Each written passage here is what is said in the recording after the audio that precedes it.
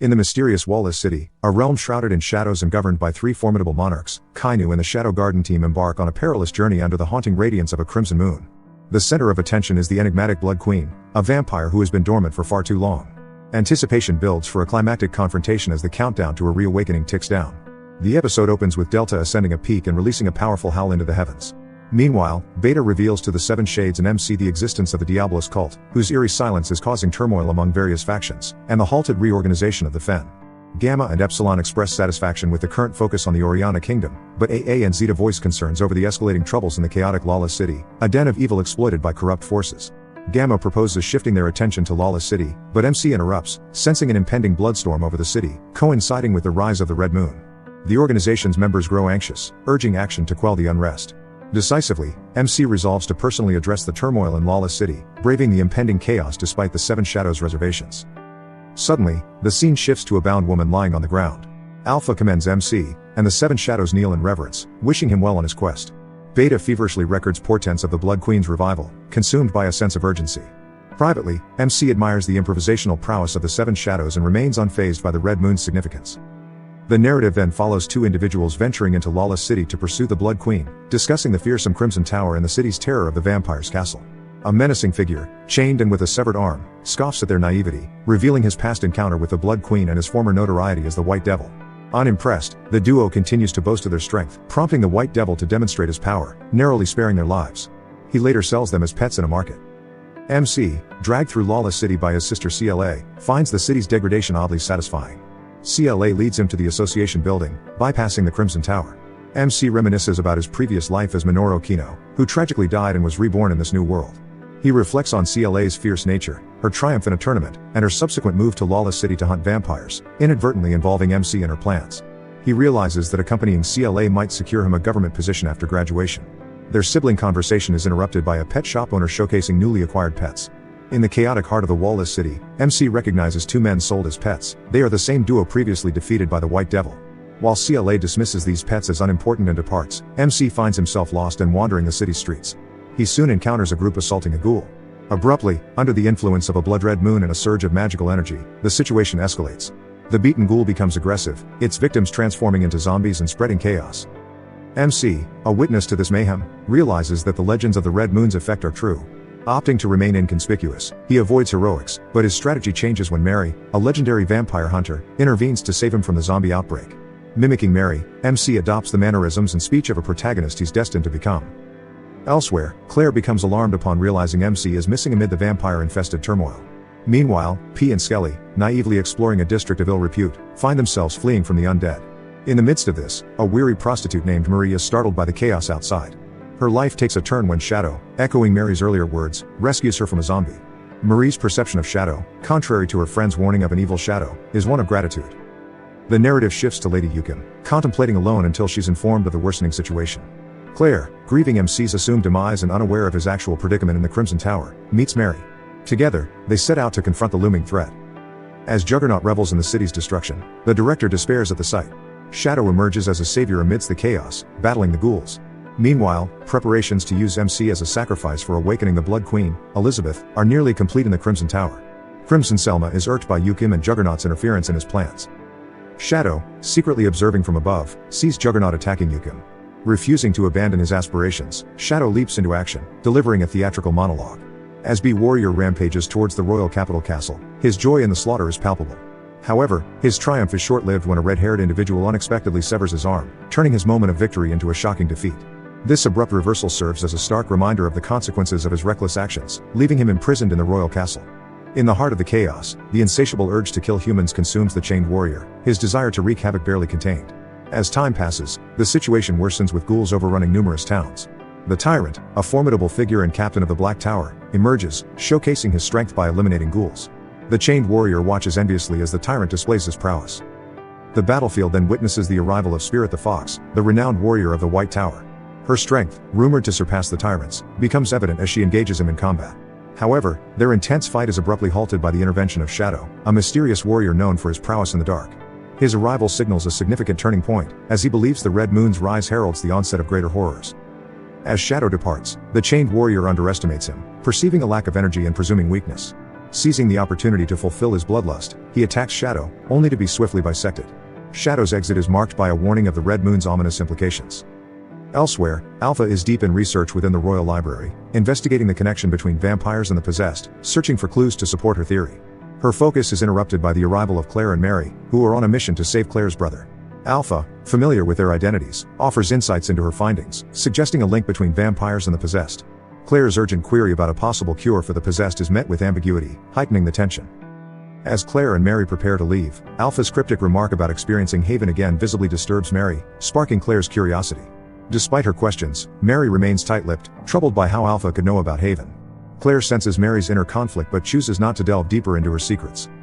Advancing towards their goal, Claire and Mary encounter the Tyrant, now engaged in a fierce battle against the elite vampires of the royal castle. His ease in dispatching them impresses Claire, who deems him remarkably powerful. Mary, recognizing the Tyrant's strength, advises against confrontation. Their attempt to leave unnoticed fails as the Tyrant swiftly detects and confronts them, knocking Claire aside. Mary steps in to assist, faced with the daunting task of contending with the formidable Tyrant. In the heated battle, Mary suffers a swift defeat at the hands of the Tyrant, only to be miraculously revived by drinking Claire's blood through an unconventional kiss. This act imbues Mary with extraordinary strength, elevating her to a level akin to a Super Saiyan.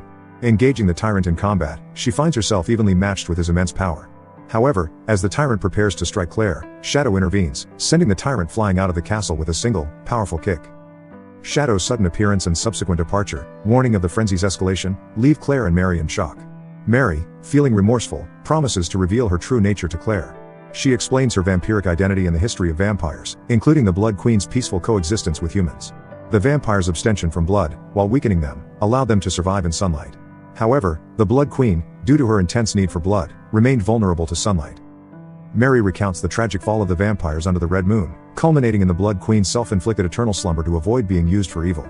Mary's protectors were slain by Crimson, who sought to exploit the Queen's power for his own ends. As Claire empathizes with Mary's story, she reveals her own secret of being possessed and her fears of turning into a monster. The two pledge to support each other in rebuilding Haven and rescuing the Queen. Meanwhile, Shadow infiltrates the royal treasury, contemplating a leisurely life funded by stolen treasure. In contrast, Crimson implants the Queen's heart into Sid, but Shadow swiftly eliminates him. Disappointed at the lack of a formidable boss, Shadow resolves to clear out the remaining vampires and leave with the treasure if no worthy adversary appears. In a dramatic twist, a sinister flower blooms, revealing Queen Elizabeth's revival. Claire, caught off guard, is impaled by a tentacle-like appendage from the flower. As Elizabeth prepares to drain Claire's blood, Mary desperately attempts to intervene, torn between her allegiance to the Queen and her bond with Claire. In the intense battle, Alpha and her team intervene just in time to rescue Claire from Queen Elizabeth's grasp. However, despite their efforts to destroy Elizabeth, she miraculously regenerates, presenting an even greater challenge. The situation worsens as Claire's injuries prove too severe for simple first aid, and Elizabeth's power continues to grow exponentially. As Alpha and her team engage Elizabeth, Yukim observes from a distance, aware of the Queen's formidable strength. The juggernaut of the Black Power attempts to intervene with a powerful punch but to no avail, as Elizabeth's powers overwhelm everyone present. In the aftermath, the fighters, including Juggernaut and Alpha, are severely wounded, while Yukim and Mary manage to avoid major injuries. Alpha, realizing the gravity of the situation, orders 666 to evacuate Claire to safety. Amidst the chaos, Elizabeth unleashes a devastating glance attack, causing everyone's blood to clot externally, a clear indication of her control over demonic blood. Meanwhile, Claire, on the brink of death, suddenly finds herself waking up in a hospital, with Aurora at her side. Aurora reveals that Claire's possession has been cured by an unknown he. This revelation leaves Claire perplexed and desperate for answers, but Aurora offers no straightforward explanation. Instead, she delves into a discussion about evolution and adaptation, highlighting Claire's unique predicament of possessing both vampire and possessed blood, which are conflicting within her. As Claire's condition deteriorates, a mysterious luminescence appears on her arm, signaling a critical change. Aurora, sensing the urgency, prepares to leave, cryptically revealing that he is Shadow. This revelation shocks Claire and leaves her with more questions than answers. Back at the battle scene, Claire miraculously regains consciousness, to the astonishment of Beta, Mary, and the others. Her sudden recovery and altered appearance hint at a profound transformation, possibly linked to the intervention of Shadow and the unique interplay of her dual bloodlines. This unexpected turn of events adds a new layer of complexity to the already chaotic and mystifying situation unfolding in the battle against Queen Elizabeth. In the midst of the tumultuous battle with Queen Elizabeth, Aurora, manifesting within Claire's body, confidently confronts the Queen. She displays remarkable abilities, effortlessly deflecting Elizabeth's attack and even turning it against her. Aurora's attempt to unleash a decisive strike, however, is thwarted when her own hand and neck are damaged, revealing a limitation in Claire's body's ability to harness such immense power. Despite this setback, Aurora quickly heals herself, astonishing Beta and the others with her resilience. As the queen seizes an opportunity to strike again, Aurora reveals that her true purpose is to buy time for Shadow's arrival. True to her word, Shadow enters the fray with a powerful blast, surprising everyone with his overwhelming presence. While Juggernaut recognizes him, the others are taken aback by the immense energy he exudes. Shadow confidently counters the queen's attack, impressing the onlookers with his strength and skill.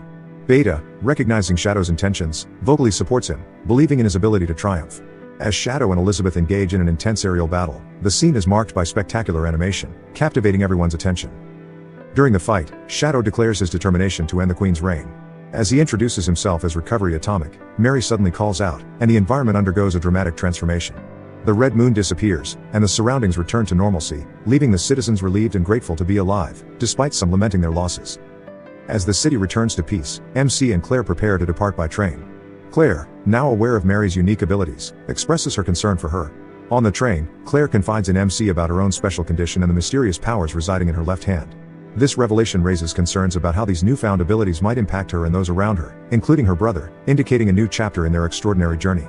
In this complex web of events, MC reassures Claire that she will successfully navigate her new challenges, promising to be by her side for support. This declaration brings comfort to Claire, affirming the bond between the siblings. Meanwhile, in a separate scenario, a high-stakes situation unfolds as three women, employees of the Mitsugi company, are cornered by bandits. The bandits, attracted by the lucrative products like coffee, taco, and tea, boast about their crimes, revealing their connection to Garter-sama, the president of the major corporate alliance, MCA. The women, initially intimidated, regain their composure when they realize the men are unaware of their true identities as members of the Shadow Garden. The bandits, caught off guard, are swiftly overpowered by the Shadow Garden, who reveal themselves in a dramatic turn of events. The Shadow Garden's intervention underlines the narrative theme of hidden strengths and identities, a recurring motif in this complex tale. Elsewhere, Skelly and Pole, adorned in designer clothes, aim to impress with their newfound style.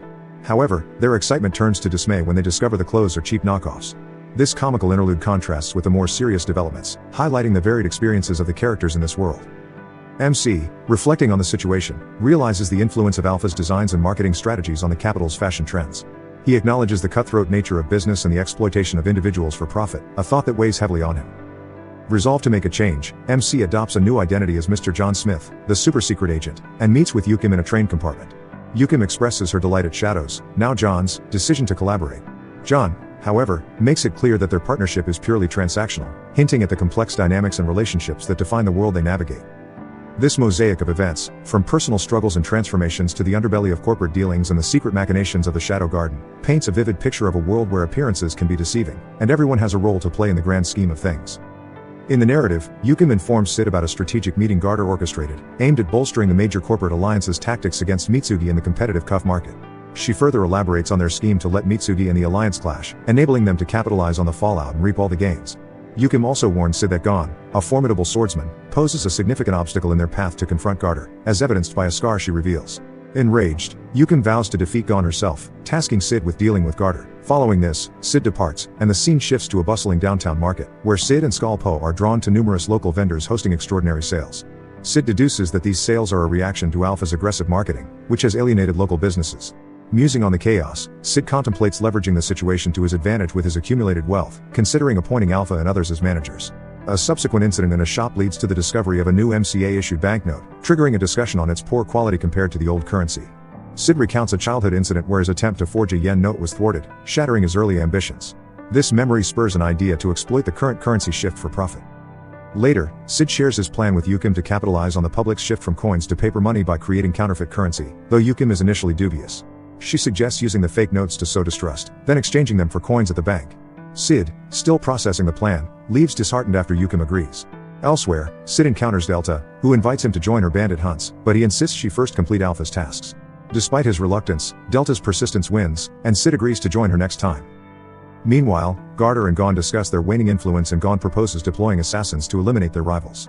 During a hunting trip, Delta overshadows Sid, leaving little for him to do. The appearance of her brother, Zabra, serving the great wolf Gon, leads to a tragic turn when Delta kills Zabra, indifferent to family ties. She then offers Sid a chance to lead their group by defeating her father, an offer he declines.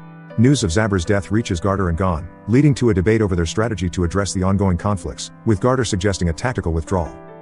Gon, preferring a more aggressive approach, contemplates targeting Mitsugi as Garter exits the scene. Peering through his glasses with a solemn expression, he prepares for an impending confrontation at Mitsugi's headquarters. At Mitsugi's main office, Gamma updates Alpha on the company's resilience despite targeted attacks on their transport vehicles. Despite the major corporate alliance's efforts, Mitsugi maintains its economic dominance. Gamma foresees a self-destructive end for the alliance without strategic insight. Alpha, aware of the intricacies of such power plays, cautions Gamma against placing too much trust in the shadowy elements, suggesting a need for balance. Gamma concurs, advocating for subtler tactics to preserve their standing. Alpha's meeting with impatient guests is interrupted by Nu. Alpha instructs Nu in handling the situation with a blend of sternness and wit. Gamma offers to take over, but after a tense pause, Alpha insists on Nu's handling, revealing underlying concerns. Reluctantly, Alpha agrees to Gamma's request, with Omega and Chi joining in with evident reluctance. The unannounced visitors infiltrate Mitsugi's premises, casually remarking on the security or lack thereof. Their goal is to locate the manager, Luna, who boldly confronts them. Meanwhile, Omega and Chi engage with two of the intruders, leaving Leaf One to face off against Gamma. Gamma remains calm despite Leaf One's skepticism, which grows when his attack only causes minor discomfort. This encounter escalates as Gamma reveals her less refined sword fighting skills, causing significant damage and accidentally creating a hole in the wall. During the ensuing chaos, Gamma acknowledges Leaf One's tactical prowess. Shai and Omega, having won their own battles, come to assist Gamma.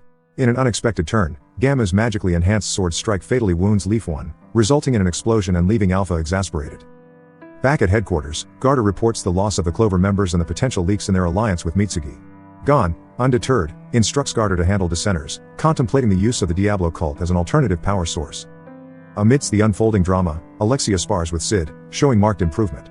After their training session, she shares her aspirations for more power to actively shape her life. Sid, adopting his alter ego John Smith, contemplates these events over steak at a noodle shop. Yukim reveals to John Smith the details of their counterfeiting operation, including the use of an abandoned coal mine for printing. John Smith, demonstrating his keen eye, distinguishes between the genuine and counterfeit notes. Yukim and John Smith then plan to counter Gon's moves, with Yukim seeking retribution for past grievances. John Smith cautions her on the perils of seeking revenge, hinting at irreversible consequences. Yukim, having already paid a significant price, is eager to reap the rewards of their meticulous plan. As Shadow Garden identifies counterfeit notes circulating in Mitsugi stores, Gamma reports this to Alpha, raising concerns about a potential credit crisis if MCA remains unaware. Alpha assigns Gamma the task of informing MCA and identifying the distribution source of the counterfeits. This development aligns perfectly with the objectives of the super-secret agent. The discovery of the fake currency prompts the major corporate alliance to involve Garter, who is instructed to report to Gon. Gon, worried about their financial resources, directs Garter to independently investigate the source of the disturbance. Gon's true intention is to segregate the cult's capital from NCA assets, fearing the premature spread of counterfeit notes might endanger the cult's wealth. In Lawless City at dusk, Operative 664, 665, and 666 target a train suspected of carrying contraband, including the counterfeit MCA banknotes. 664, leading the mission, criticizes 666 for her dubious decisions and stresses the importance of following orders.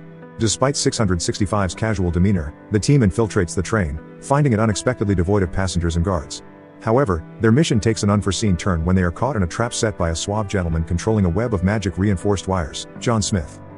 Despite their efforts to escape, the operatives are effortlessly overpowered by John Smith.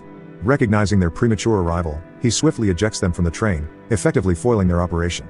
On the ground, 666 is ready to retaliate, but 664 orders a strategic retreat, acknowledging their underestimation of the adversary. Back at Mitsugi, Alpha is informed of the operation's failure and is shocked to learn that her top agents were defeated by the enigmatic John Smith. Gamma is puzzled by this new adversary, suspecting connections to the cult of Diablo or Lawless City. Amidst the speculation, 666 interjects, emphasizing John Smith's extraordinary strength. Alpha and Gamma are left in a state of disbelief and concern. Additionally, Gamma shares with Alpha that Zeta has been dispatched on a separate mission, but there has been no communication from her.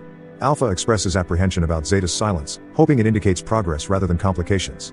The strain of managing such critical operations, coupled with the uncertainty surrounding Zeta's mission and John Smith's sudden emergence, adds to the escalating tension and complexity of their situation. However, she also has a role in seeking out the target Alpha, which makes it evident that she's exhausted from all the conflict and eagerly awaits a period of peace for a much-needed respite. The cult has been troublesome, and Gamma grows worried. Alpha dispatches Delta to confront a mysterious individual named John Smith, armed with the Anthrope for the pursuit. As he leisurely flips through his notebook during a train ride leaving Lawless City, John Smith notices Delta, who has been secretly following the train. He readies himself for her imminent assault, known for her ferocious hunting methods. Delta bursts in, launching an attack on John, who skillfully evades using his magical strings. The strings serve as a minor distraction, which he knows Delta can sidestep. He then focuses entirely on the confrontation, stowing his notebook. Delta's roar is so powerful it damages the train. Seizing the opportunity, John Smith uses the debris to overpower Delta, gaining the upper hand. Just as he's about to delve into a sinister monologue, Delta recognizes his scent and relents, realizing she's in the presence of her master. Delta's demeanor shifts to playful and submissive, and she recognizes him as Shadow. Disappointed at the missed chance, Sid decides not to delay any further and carries her to a different cabin. Sid raises an eyebrow at Delta's unexpected appearance. She reveals that Alpha sent her to track down John Smith, leading to a dramatic realization: John Smith is Sid, a classic espionage confusion. To prevent a risky report to Alpha, Sid fabricates a story of a confidential mission. Delta, amused, offers to join him, adding a light-hearted jest to the spy intrigue. However, Sid insists the mission is a solo endeavor, hinting at its critical nature and potential failure should she report back to Alpha. Delta, torn between her loyalty and curiosity, faces a dilemma. Sid, asserting his authority, assures her of his control and entrusts her with an enticingly rewarding mission of her own. He draws her attention to Lawless City, directing her to pursue Juggernaut at his Black Tower. As she departs, motivated and focused, Sid, overwhelmed by the evolving scenario, can't help but find humor in the situation. The next day, Gamma brings a grim update about the train battle site and the discovery of Delta's broken bell ornament. Alpha, usually composed, is visibly shaken, realizing Delta's dedication to her missions and wouldn't disappear without reason. She orders an intensified search, even if it's just to find Delta's presumed deceased body. Alpha's frustration manifests as she quietly expresses her anger by shattering a window. As the search continues, Gamma shares more disturbing news: the influx of counterfeit bills outstripping the assets available for their redemption. Alpha deduces that John Smith is behind the economic chaos, strategically distracting major corporate players and Mitsugi in their trade conflict, aiming to seize the remnants for himself. This revelation astounds Gamma, who grasps the extent of John Smith's ambition. Meanwhile, Alpha's anger intensifies, her mana manifesting as a blue flame, as she ponders over the intricate deceit. In the balmy atmosphere of G's office, Gon conducts a meeting with two cult agents, discussing the organization's concerns regarding the credit collapse and significant losses. Amidst the serious conversation, one agent jests about Gon's personal connections, but the mood darkens abruptly when Gon swiftly beheads the joking agent, leaving the other shaken. Gon calmly inquires about John Smith's role in the economic turmoil, with the surviving agent confirming their suspicions of his involvement. Moreover, he successfully countered their efforts to disrupt his counterfeit scheme. Unfazed by this revelation, Gon issues a strategic directive to Garter to establish inspection checkpoints at every exit from the capital. However, Garter, concerned about the potential backlash from royals and knight orders, attempts to reason with Gon. Demonstrating his uncompromising determination, Gon abruptly eliminates the remaining agent, underscoring the seriousness of the matter. This leaves Garter with no alternative but to adhere to Gon's orders, albeit with trepidation. As Iris returns from her training, she stumbles upon Alexia, engrossed in a mountain of books within the castle. Baffled by her sister's sudden scholarly inclination, Iris inquires about this unexpected interest, especially since the academy was still being rebuilt. Alexia, surrounded by a literary fortress reminiscent of medieval times, explains she's researching the palace archives to acquire specialized knowledge in various social disciplines. Intrigued, Iris asks if Alexia is considering a shift to academic pursuits. Alexia, however, discloses a more profound reason: to enhance her intellectual acuity. She believes that comprehending social intricacies will lend purpose to her swordsmanship. Reflecting on recent events, Alexia realizes that mindless sword fighting is futile and alienating. Her insight is striking: to use her sword with intention, she must earn her place in this significant role, even if it means venturing into fields unrelated to combat. Amidst this revelation, Iris suddenly departs, leaving Alexia puzzled by her abrupt exit. Meanwhile, in Sid's dorm room, Beta meticulously explains the repercussions of the counterfeit bills on the capital's economy. Despite the warmth from a fire pot, Shadow shivers as he notes the larger context. Beta points out how Garter's checkpoints exacerbate the economic crisis and might provoke a reaction from the royal family. When Beta pauses to check if Shadow is following along, he affirms his commitment to note-taking, considering its future impact. However, as Beta delves into the complexities of inflation, Shadow, seemingly preoccupied, mutters about not comprehending something. Beta then offers to restart the analysis. But Shadow, citing other engagements, excuses himself. Before departing, Beta inquires if he's documented everything. Shadow, adhering to Shadow Garden protocols, reveals his notes in an intricate, unrecognized language. In a surprising turn, Shadow boasts of having developed a unique coding method using 5 languages, entrusting Beta with a page to decipher, offering her a peek into the enigmatic wisdom encoded in his notes. The room thrums with the complexities of concealed knowledge, leaving Beta both awestruck and captivated by the depths of Shadow's secretive universe. In a separate scenario, John Smith meticulously reviews his notes from Beta's briefing. Matsu alerts him of their nearing approach to the MCA checkpoint, prompting John to conceal his notebook. At the checkpoint, a tense atmosphere prevails among the MCA members, who debate the practicality of its enforcement. A senior colleague reminds a junior member of their directive: stop the train or fabricate an accident. Frustration simmers as they contemplate Garter's seemingly trivial role, while the senior member voices apprehension about Garter's allegiances. As the train nears, the checkpoint is effortlessly destroyed, allowing the train to pass unobstructed. The senior member, fearing retribution from unseen forces, hopes to vanish unnoticed. Atop the train, John Smith spots a shadowy figure, greeted unexpectedly by Alpha. Their meeting takes an unforeseen twist as Alpha abruptly bids farewell. Refusing to play along, John Smith counters, catching her off guard. Alpha, recognizing her adversary, is shattered, demanding an explanation. John Smith, now under a new identity, declares his old self abandoned, bewildering Alpha. She presses for details about Delta's whereabouts, and he candidly admits sending her away. Frustrated by his evasiveness, Alpha, charged with magical energy, demands clarity. Expressing her struggles to comprehend his actions, Alpha voices her willingness to support him, reminiscing on how he once saved her. John Smith deflects, assuring her that time will reveal the rationale behind his decisions. Unwavering, Alpha vows not to hold him back any longer, unleashing her newfound powers and setting the stage for a magical duel transcending boundaries. In a spellbinding showdown, Sid, as John Smith, faces off with Alpha. His remarkable maneuvers counter Alpha's attacks, highlighting the drawbacks of her mistransformation, like intense blowback. Sid's Tiger Kung Fu stance, shattering train windows and deploying an iron palm, leaves Alpha futilely reaching out as she lands on the tracks, imploring her mentor not to depart.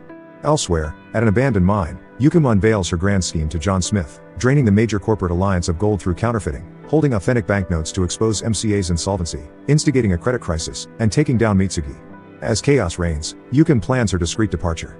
John Smith, referencing Beta's report, concurs, noting the inflationary impact and state-level responses. Impressed, Yukima and John Smith share a moment of mutual admiration. On a train from their secret hideout, Yukima delves into her past, narrating a tale of love and war involving her Spirit Fox clan's alliance with the Great Wolves and her betrothal to Gon. The union brought joy, but inter-clan conflict devastated their village. Gon sought power through red pills, opposed by Yukima's mother, uniting the village in faith. This tragedy shaped Yukima's journey, leading to her becoming the White Tower's queen in Lawless City. Her goal, to topple Gon and end his reign. Sid, distracted, contemplates parallels with another's plight, while Yukima concludes her story, entrusting John Smith to await her victorious return. Meanwhile, in Lawless City, Delta howls, witnessing the inferno where the Black Tower once stood. But at Mitsugoshi, everyone felt most depressing time, because of Shadow left them, and at the same time the MCA banks were closing in, so people began to believe about the rumors of the fake notes. At that time Alpha has also lost her confidence since Sid left her. And their gamma reports are about the credit collapse and also that Mitsugoshi won't survive at this rate even with their entire fortune. But Alpha doesn't care anymore and tells Shadow had left them alone. Their new came in with the report that the cult of Diablos was planning to circulate the fake counterfeit bill in order to bankrupt Mitsugoshi. And with that Alpha realized that Shadow knew this ahead of time, so he made his own counterfeit bills first and entered the market before the cult could make a move there. Beta arrives with the message that Ada deciphered Shadow's secret message. It was telling them about his plan. He told them the location of the gold coins he made from fake notes. And the girls were relieved that Shadow had never betrayed them. He made this move to counter the cult and save Mitsugoshi, but then they remembered about Delta. So Alpha calls Delta out as she knew she had returned. Seeing her, they understood that Shadow had sent her away on a secret mission. As for Sid, he was having a good time after Yuki told him that she didn't want the money, but all the gold coins had vanished from his cave. And two of Yuki's girls came in to tell him that they had lost contact with Yuki, so Getan must have did something to her, so John was furious because he thought Getan stole all of the money. But Getan was being beaten to pulp by Yuki. She considered killing him but, remembering how she loved him, she left him alive. But Getan couldn't take that insult and took the blood pill of the cult to become powerful. He had Yuki in his hands, but John comes in time and starts beating the crap out of him. Getan tried to take all the pills, but John gives him a fatalities like Mortal Kombat player. He asks Getan again and again about the money, but dude doesn't know anything. So John beats him to his death, but before dying he tells John to take care of Yuki, so for his last wish he agreed. There John heals Yuki with his power and she remembered that he was the one who saved her when Getan nearly killed her in the past. After that, MCA is finished and Yuki returned and saw that their money was gone, but their Alpha comes and tells Yuki about Shadow Garden and Mitsugoshi and their leader is Shadow. She tells her that Getan was led astray by the cult of Diablos, so to beat the cult Alpha proposes to Yuki that she could join Shadow Garden and Yuki decided to accept her offer. After that, Sid was looking for something with Delta when he tells her that he's going on a journey alone because Sid thinks the girls will be angry after he made this whole betraying plan. So he wants to keep some distance for now to discover a secret technique and leaves from there, and right then, Delta found something buried and calls out to Sid. But Sid had already left on his journey, and left them alone. Sid left 6 tickets to the Mitsugoshi hot springs for his friends to go on a date. So both Pa and Hiro runs to Mitsugoshi to ask the girl employees out on a date, but Nu becomes dangerous because these were the VIP tickets given to Sid. So Pa and Hiro clears it up that Sid gave it to them to ask girls out on a date, and Nu thought Shadow wants to give them a secret message through this group date. So an emergency meeting was called and their alpha asked Etta about this hot springs. That hot springs brought back some memories which she showed everyone. It was in the past when they were hunting down the cult members. There they learned about the dragon tears from a soon-to-die person, and Shadow thought the dragon tears were a valuable ancient item. So he told all the girls to dig up the hole to find it. After 3 days, they found a hot spring, where Miss Togoshi has recently built their hot spring park. So all of them thought Shadow wants to give them a secret mission regarding this dragon tears, but only 3 girls could go on this date. So a fight breaks out between 7 Shadow and they chose the winner with stone, paper, scissors. The winners were Zeta, Beta, and Delta, but Sid wasn't there on their meet-up point, which ticked them off. Sopo and Hiro just made up that Sid was running late, but he would definitely get here. That answer sufficed them for now. But other girls also didn't stay behind and used this excuse to relax at hot springs, but they were still concerned that Sid didn't arrive to relay his secret message. So Alpha believed that Sid must have planned this to have all Miss Togoshi relax for a bit in exchange for this whole counterfeit ruckus that happened. Then, afterwards, Zeta remembers the urban legend of the dragon tears. The story starts with a princess who rescued and raised a baby dragon. The days were going peacefully until a war broke out. The dragon fought on front lines to protect Princess, but when Dragon returned, the capital was in shambles and the princess was on the verge of death. With that lifeless body, a tear drops out, and seeing that Dragon also began to cry, it caused a massive flood, but the flood was reached with life essence that saved the princess. And when she woke up, the dragon was nowhere to be found, and that is how the story ends. But their pen Myro were trying sneak a peek at girls, but Etta had already made self-defense for these type of guys. There, Etta caught a magical reading from underground. So Zeta recalls that it was Princess Tears according to legends, so Etta turns to self-proclaimed elf Princess Beta. Etta did some emotional damage to Beta by mocking her that Shadow doesn't like a rag like her, so Delta also joined in on the fun and Beta's tears actually worked out in the end. It awakens the soul of the dragon which was still loyal to Princess, so all the girls fought the soul, and Alpha ends the fight with her signature attack. She freed the dragon's soul and the dragon still says his final goodbye to the princess before leaving this world. It was a fun time for the girls had in a while, but Sid ended up in the Oriana Kingdom following his journey for finding his reason to move forward to become an Eminence in Shadow. But the Oriana Kingdom was in distress because of war and soldiers were forcefully taking supplies from citizens. Even Innkeeper Mary was a victim there. 2 girls of Shadow Garden were also there on a mission with Rose. Rose was broken to see her ruined kingdom and she blamed herself for being weak even after joining the Shadow Garden to become powerful in order to save her kingdom. They came to Oriana Kingdom on a mission and met the leader of that mission at night, code number 559, and she specifically requested for Rose to join this mission. So Rose thought it must be because this used to be her home, but there were other reasons as well. 559 knew Rose got her powers directly from Shadow himself, unlike others, aside from 7 Shadows. 559 and Rose were the only ones who got their powers from Shadow himself, but Rose was still weaker than 559, then their attention is drawn to the Kudos, and the other's first child of the cult. They used the same card that one of the cult's key members had used in Sanctuary, and even brought out Rose's mother to unlock the seal to retrieve a ring. The key was on site so 559 was about to kill everyone including the queen, but Rose steps in to save her mother. 559 was a loyalist to Shadow. And for the betrayal she was set to kill Rose and everyone, but she fails and Rose returned back home with her mother. Yet the cult was still holding the strings of Rose to control her and Gamma got the full report of it. But she was relaxed because their plan was going exactly as Shadow had planned, and in the upcoming time Perv Ashart will make his move to take the throne. There was a faction that is against Perv Ashart and Sid thought of stepping into this Game of Thrones to look like a real Eminence in Shadow, but between his daydreams. Those ruffian soldiers came in to loot again. They threatened Mary that they would force themselves on her if she won't pay money, so Sid stood up to protect her and pretend to be weak. Sid was beaten to pulp, yet he apologized to Mary that he wasn't able to protect her money. So she tells Sid that she worked as a prostitute in the lawless city and was saved by Shadow. She endured that tough time, so Mary was sure she would go through this tough time as well. She insisted not to take any money from Sid as he saved her from those goons, but Sid knew what will happen to Mary, so he found those 3 idiots and gave them an instant death. Mary was concerned since she can't even stock up supplies or pay the rent, so she thought of selling her body again to earn some money. But there she saw Shadow found her again and left bag of gold coins for her. Aside from her, all the girls of Shadow Garden were near death as they fought for 3 days straight, but their Shadow healed 559, and she killed the last enemy, the first child of the cult. 559 is a member of Shadow Fan Club, but she puts it aside and quickly gives a report of 666 betrayal. But Rose's companion were still supporting Rose's decisions because she only means to save her mother from 559. Their Shadow saw the flyer of Rose's marriage announcement, which ticked him off. 559 thought Shadow wanted to punish the backstabber Rose himself, but actually if Rose were to get married it would hinder Sid's plan for his future. So he wanted Rose to be the next ruler of the Oriana Kingdom, but if this marriage happens Perv Ashart would become the new king, so Sid was pretty bent on getting Rose back to her track. But away from there, Lambda brought a few of the Shadow Garden girls undercover, where she meets Omega and She. They wanted her to stay but Lambda tells them about Rose's betrayal. So she was planning to take responsibility since she was her instructor when she arrived at Shadow Garden. But that won't be necessary because not even 7 Shadows can do anything about this situation. Lambda understood right away that Shadow has taken over this case himself. She was a little worried about this, but she couldn't do anything because Shadow is now involved in this case. They think Shadow is going to kill Rose, but nope, Sid doesn't really plan to kill Rose. He just doesn't want Rose to marry that Perv Ashart because of his future plan includes Rose, so he wanted to sneak into Royal Castle without wearing his Shadow hoodie.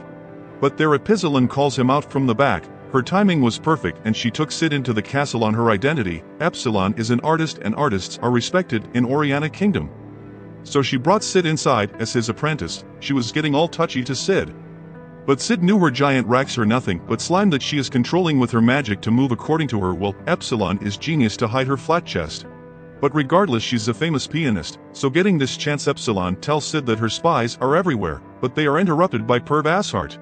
So Epsilon relaxed and gets into her act as a pianist and tells him she is going to perform her new music for Rose, but Perv Ashart just made up that Rose wasn't feeling well so she's going to rest.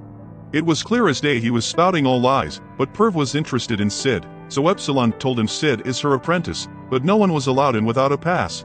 So Epsilon thought of leaving with Sid, but Perv doesn't mind letting Sid stay as long as Sid can perform a play for them.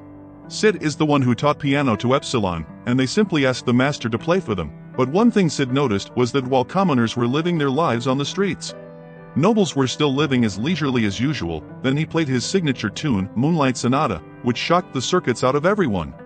And Sid took this opportunity to steal a few of the jewels, so Perv Ashart tried to get close, but Epsilon prevents them because they were trying to get Sid into the music industry. So while they were busy chatting, Sid saw a ring was in Perv Ashart's pocket, so he used the string to steal it from him. Now that Sid had one key, he wanted to take a tour of the castle. So a little maid volunteers to guide him. She took Sid out on a royal garden for the tour and got clingy while praising him non-stop. Margaret even heard that many of the nobles wanted to hire him for a fairly large annual salary, but she personally suggests her own family for employment if Sid was interested. She was clearly into Sid, so he goes with Epsilon's decision to hold back from getting into spotlight. But aside from that, Margaret was Rose's personal maid, so Sid asked her about Rose and she got depressed. She used to look up to her, but the moment she killed her father, the king, she blames her for the kingdom's situation, so she refused to tell Sid about Rose, but she was really into Sid, so she told him where she was locked up. And Sid slips out of there while she's in her daydream, but a fatso blocked his way. He was a guard who had a crush on Margaret. He challenges Sid to a fight because he was jealous that Margaret was giving her attention to Sid. This fatso was really in a delusional world that Margaret liked him, judging by her reactions when she sees him, so Sid leaves him in his delusional world and slips out again. As for Rose, she knew turning a traitor would throw her kingdom into a war with Shadow Garden and Cult of Diablos, but there Sid climbs all the way up to her room. And finally she was reunited with Sid after a long time. Sid tries to make her remember her conviction she showed that day, when she killed her father, which pains Rose even more. Rose has given up on her dream and herself, so Sid makes her remember that she became a Dark Knight despite she was looked down upon. She was chasing down her dream, and for that, the people made fun of her dream. And despite that she still became a Dark Knight and now she is giving up all of a sudden, but Rose had completely given up and told Sid to forget about her. That was all what she said. And their Ashart comes as he got a report Rose was talking with someone. He tried to show his authority and threatened Rose to behave since her mother's life is in his hands. But the mother she wants to protect is getting ready to make her night colorful. Such a bitch. Anyways, Sid moves out his another plan, but he still doesn't know the ring he stole is the key. As for Epsilon, she was with Victoria and got a report on Rose. This mission was a failure because they didn't give them the information that Rose's mother was involved in this matter. But Shadow has already taken this matter in his hands and met Rose today, but Epsilon was confused thinking that Sid didn't do anything to Rose. So she guessed that Sid must have had some plans that he left Rose alive, but what was more concerning was the ring Ashart had, which could trigger to activate a big explosion. But they didn't know the ring is already with Sid. Their Sid comes in after a bath and both girls gets on to serve him. He told them his plan to deal with Rose is already half completed, which will derail their plan with the cult. The cult was closely working with Perv Ashart, and Ashart was happy that he could screw up Shadow Garden with that ring. Their Reina Ross's mother comes in her lingerie to sleep with Perv Ashart. So now everything makes sense, how the king was hypnotized and Rose had to kill her father to free him. It's all because Reina was cheating with Perv Ashart all along and even gave Rose to Perv Ashart for marriage, just so she could continue her sexual relationship with Ashart. Zeta discovered a secret base of the cult, and the item she was looking for was already gone on Sid's side. The ceremony before marriage was going smoothly. Epsilon was a musician hired by royals for marriage, and Sid was enjoying everything for free as an apprentice. There Margaret once again found Sid. But Sid knew Perv Ashart was threatening Rose with her mother's life, so the plan was simple: save the hostage to get Rose back on track. But Margaret started sucking up to Sid again. She was worried about Sid because a creepy guard was roaming around castle lately. She got some tight grip that even Sid had difficulty removing his hands. Margaret believes Epsilon was keeping Sid under her control and won't let him shine on the world stage of music. Margaret started to curse Epsilon, but Epsilon heard everything, and it was going to turn into a cat fight, so Sid slips out of there, without his clothes, and performed in a half-naked state, for which Margaret was scolded. After that, Epsilon tells Sid about the Black Rose that keeps the Oriana kingdom in check, and it had an impact that every noble started to like arts and left violence behind. But even so, Sid is interested to see this abomination. Sid thought it's an organization, but Epsilon was referring to a monster. But for now, rescuing the queen comes first. But Sid discovered the queen was having an affair with Perv Ashart. Sid overheard their conversation that they were planning to kill Rose after marriage, and this information was enough for Sid to leave before those two got into bed. It was an unusual turn of events. So Sid decided to let Rose see the truth with her own eyes to get her into rage mode. Rose was treated coldly by Margaret and her servants, and she knew why. But she thought of enduring all of this to save her mother, and their Shadow gets in, and Rose thought he was here to kill her. But he told Rose to follow him to see the truth. Shadow took Rose to her mother's room, and she heard her mother's moans. And she found out that her mother was having sexual relationship with Perv Ashart, and she heard the truth that her mother drugged her father, and because of that, she had to kill her father to free him from this life. Poor girl threw up because she blamed herself for killing her father, but in the end, it was her own mother who actually killed her father. The king, Rose wasn't able to take in this truth and passed out, so Shadow brought her back to her room. Then, as she woke up, she just got snapped from all the messed up things that kept happening to her. But there she heard the piano play, and it was Sid who came to her again. She was literally so broken that she didn't realize Sid was playing the same tune Shadow plays. Rose wanted to run away with Sid somewhere far away. But Sid made her understand to prioritize something that she wants and divide things into two, something that matters, and something that doesn't. It will clear out her visions to what she should do. Right there Sid leaves and left the ring behind. Sid thought he lost it. He wanted to take a bath, but Epsilon comes in to help Sid in bath. Sid told everything that happened. And after 3 days the marriage is about to happen, and that day Sid thinks Rose will make her decision. But citizens were against this marriage, and yet Perv Ashart was happy because he had the key. He reveals that he used the queen to get this ring, but before that king passed on the ownership of this ring to Rose, and unless Perv Ashart sleeps with a royal blood he couldn't use this ring. But his dreams were shattered because the ring was gone. That moron tried several times, but the ring was gone, and it took a while for him to realize that. But it was his wedding day and the stage was set. The bride was set and she came down the aisle. Everything was going as planned, and Reina wasn't interested and was dozing off. There Rose refused to marry and rejected Perv Ashart. She accused Perv Ashart of betraying the king and defiling the queen in order to take the throne. Rose only loved Sid and thought Sid left that ring for her as a token of his love. She wore it as a sign she belongs to Sid, but wearing it triggered a recording of the king. The king recorded this to tell this to his citizens. He sensed he felt he was being drugged by his food every day. King told his wife Reina to change his course of food, but nothing happened. So before King lost his mind, he recorded this to let the truth about his death be revealed. King even mentioned that Perv Ashart was supported by an organization. Perv Ashart was an adopted son, yet he got in the center of Oriana government, all because of that organization. But to save this kingdom, King left his throne to his daughter Rose. This recording was enough to destroy Perv Ashart, because nobles always tend to drag down someone higher than them. But Rose personally wanted to kill that traitor by her hands. But his head flew off in a flash and rolled down in front of Reina, and even she got her head cleaned off. Honestly, I wanted that bitch to suffer more, but she got killed, and that's that. And the one who did this was the Knight Beyond Men, ninth seat of the Round Table of Cult of Diabolo, and he used a controller to summon the Black Rose through that ring. It was a Ragnarok, who destroyed half of the city in a single blow. But when he tried to kill Rose, Ragnarok lost its arm because Rose was protected by Shadow. Alpha hears that Black Rose has been set off, and she believes that the destruction that comes before creation has begun. Alpha can send a ship to Oriana if they want to, but it's not likely that they'll get there in time. Omega tells Oriana not to worry because Shadow is there, and then we see Ragnarok call some monsters to attack Oriana. Miriam is shocked to see that Shadow hurt Ragnarok, and he asks Shadow who he is. Shadow introduces himself, and in the marriage hall, the other members of Shadow Garden do the same. Then everyone split up to fight the monsters, and Shadow told Rose that she should also get going because she had things she needed to do. Rose left after hearing this, and Shadow went to fight Ragnarok and Mrid, who thinks he is exaggerating. And Epsilon went there to face Morid. They told him they were going to kill him, but they needed to make sure of something first. Morid hits Epsilon with an invisible sword, but Epsilon avoids it. This makes Epsilon think that this is why Morid is called the Knight Beyond Men. Morid says that his fencing is something that normal people can't see, and he's impressed that Epsilon was able to avoid it. Epsilon says that all he is doing is using the invisible blade, an old elven artifact that makes a sword that can't be seen. Beta says that the cult of Diablo is just like them when they brag about something they stole. She also says that even Diablo's armor and cape are artifacts. In response, she calls him a coward, which makes Miri angry. Epsilon then says that an elven swordsmith risked his life to make that blade, and they will now take it back. When Mordred gets angry, he attacks them, but Epsilon beats him. She answered his attack with one of her own, and Mordred wonders if she is also using an artifact. Beta says that the wisdom they were given is stronger than any artifact, and they say that again. Mrid is also going to teach them what he knows. Mrid tells them they'll feel bad about what they did and gets ready to attack them later. Once Rose has killed the last monster in the castle, she sees that there are still a lot of them in town. Shadow Garden is taking care of them, so she lets them handle this. After that, Margaret finds Rose and tries to say sorry, but Rose cuts her off before she can finish. She tells Margaret to take everyone to the safe cellar they have under the castle gardens.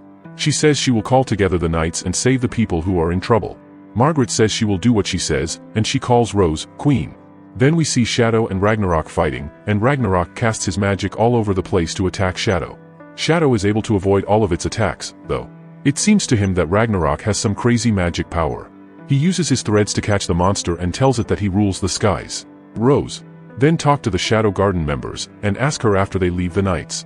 If they believe those guys with the monsters, Rose tells them if they can show them their worth, which they can do by dying.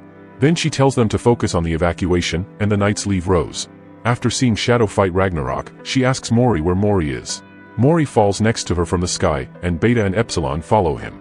Beta tells Mori that it was stupid of him to rely on his toys to fight them. Mori can't believe he lost to two little girls. Mrid says that this isn't over yet because he has Ragnarok with him and can kill them in an instant. Beta tells him that the instant he's talking about is still a long way off, and Epsilon asks him to confirm some things for them while they wait. Morid asks them right away what they want to know, and Beta tells him what they want to know. He tells the Black Rose, the magical beasts, and the cult Mrid that he will never tell them. That, and Beta says that this shouldn't be a problem because he thinks Ragnarok will kill them. Anyway, Morid agrees to tell them what they want to know because he knows they are going to die soon. He tells them that this is not their world. There are many other worlds out there. The girls ask if he's talking about space and other planets. Morid tells them that he's talking about different dimensions, which they call realms. He says there are different kinds of realms, like a realm of poison, a realm of fire, and a realm of ice. Each of these realms goes around a single point, and their world goes around it too. They have no idea what's in the middle point, but because the worlds are spinning around it, sometimes they collide, which links the different worlds together. He says he will give you an example of what happens when the worlds collide. He also says that they studied the ancient layers of their planet and learned that way back when. This world didn't have magic. When their world crashed into another realm, magic flowed into it from that realm. The biosphere changed because of this, and the dragons could no longer live. Only the humanoid races made it through this disaster alive, but this theory still has some questions. It's possible that the Hum came to this world from another realm, just like magic and its creatures. People are the only species with this much intelligence that has been able to thrive, and he says that there are still unanswered questions about them. This could be because they came from another world. Many things have come into this world from other realms over the years, but some have also gone back to those other realms. He says that there was once a country on an island called Atlantis that was never found. It probably went to another realm, and this one and the other realms are affecting each other. The girls also wonder if Diablo came from another realm. Mori says that Diablos was made in their world, but the creature that was the inspiration for the demon Diablos came from another realm. Diablos taught them many things, which is why they call that world the first realm. He says that by now they should have understood. What that sky-high rose really is. Beta says that it's a fake gate to another world, and Grid says that Oriana accidentally opened it one time, which is how they killed the Voltan soldiers. It wasn't easy for the kingdom to get out, though. Magical creatures kept pouring out of the gate, killing any humans that got in their way. Oriana was saved by the cult. It seemed right for Oriana to repay them by locking the gate. The cult wanted Rose because her royal blood was very high in magic. She should have been given to the cult when she was a baby, but her father refused. This is what caused everything. Miri says that after they destroy Oriana, they will try to build a better kingdom, but Rose says she won't allow him to do that. Mrid says that what she thinks doesn't matter because Ragnarok is going to destroy her soon, and then parts of Ragnarok fall on her. After that, Shadow uses his threads to cut Ragnarok into tiny pieces. Mordor can't believe what he's seeing. He thinks this is impossible because Ragnarok is the most valuable thing in all dimensions. 559 tells Beta and Epsilon that all the monsters in the capital have been killed. Gamzee gives her more instructions, and Grid tells him that Ragnarok can't be defeated, which makes him think he's dreaming. He moves toward Ragnarok's fallen arm and then joins with it in some way. He goes to fight Shadow and tries to attack him, but Shadow's attack hits him back. Don't land on Shadow or have any effect on them. Shadow says that Morgred is even less smart than beasts because beasts can tell when they've been matched up. Then he punches Grime up into the sky. Grime tries to shoot Shadow with some beams, but Shadow avoids them. All of them. Shadow then punches Mori into space and says that the gods sent lightning from the sky a long time ago to punish Earth. Many people were interested in this power and wanted it for themselves. It took humans years of work, but they finally got this power, which came in the form of nuclear bombs. Shadow says that seeing space has reminded him of his goal and what he needs to beat. He then extends his hand over the whole Earth. The light from his attack can be seen by everyone on Earth because it is powered by his mana. Everyone in Shadow Garden knows that this must be their lord's power, and as soon as the light goes out, Shadow begins to fall on Oriana. Then we see that something like a black hole has appeared over Oriana and is squeezing everything inside. Shadow is also sucked into the hole, and we are then taken to AOS Tokyo after the end of the world. We see Akane Nishino, the girl we saw in the first episode of Season 1. She is on her way to save her friends and trying to get somewhere. She thinks of a boy she hated who was just like everyone else. Looking at the moon now makes her remember that day and that boy. Akane then learns that her friends have died, and she says that she already knew this because no one they take away lives even a day. After that, she tries to go back, but the two men who took her hostage attack her along the way. This time, they are cyborgs. They take her away again after knocking her out. She wakes up in the same warehouse where she was locked up before. One of the men tells her that Kane shouldn't go out by herself, even if she is the great savior, because she might meet some bad people. He says that their client wants her to stay alive and that she seems to have lost a lot of friends. The second man then tries to kill Ain, but the first man tells him not to. Both of them have lost their memories because someone messed with their brains, and the big man starts to think of the stylish bandit slayer. Ain tries to kill him, but Shadow breaks through the warehouse roof and easily kills the big man inside. It's the other man who asks Shadow who he is. Shadow tells him and pulls out the other man as well. Thanks for watching the whole show. How was the video? We hope it was good. If so, please check these videos. Also, please comment down your thoughts and your suggestions for future videos. If you haven't already, please consider subscribing now to show the support to our channel. We hope to see you soon with another video right in this channel. Have a nice day.